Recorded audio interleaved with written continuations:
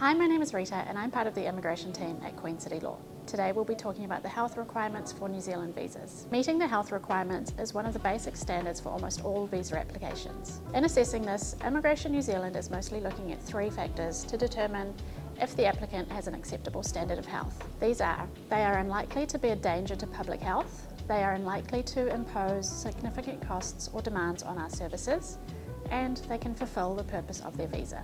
Most applicants will meet this standard by undertaking a medical examination and a chest x-ray through a panel physician. INZ has a list of panel physicians on their website. You can use that list to find a clinic that is closest to where you are in the world and make an appointment. When do I need to submit medical and chest x-ray certificates with my visa application? You need to supply a medical certificate when applying for a visa that is 12 months or more in length if you haven't supplied one previously. At the same time, you need to supply a chest x-ray or earlier if you have risk factors for TB.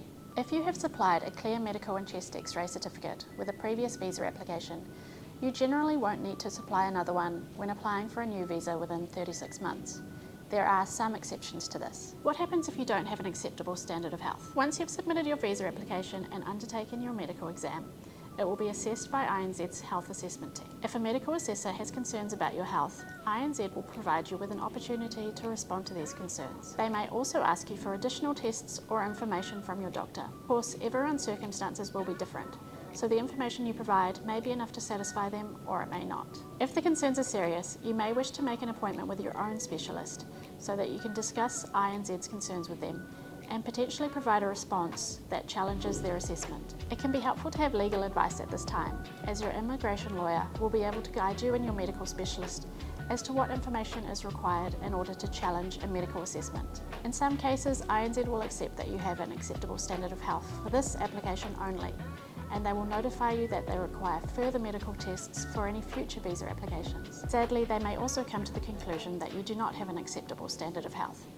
So what can you do next? In certain types of visa applications, you can request a medical waiver. This means asking INZ to make an exception to normal policy. They will only do this if there are compelling reasons to justify a waiver. However, if you are the partner or dependent child of a New Zealand citizen or resident, you will be granted a medical waiver in most cases.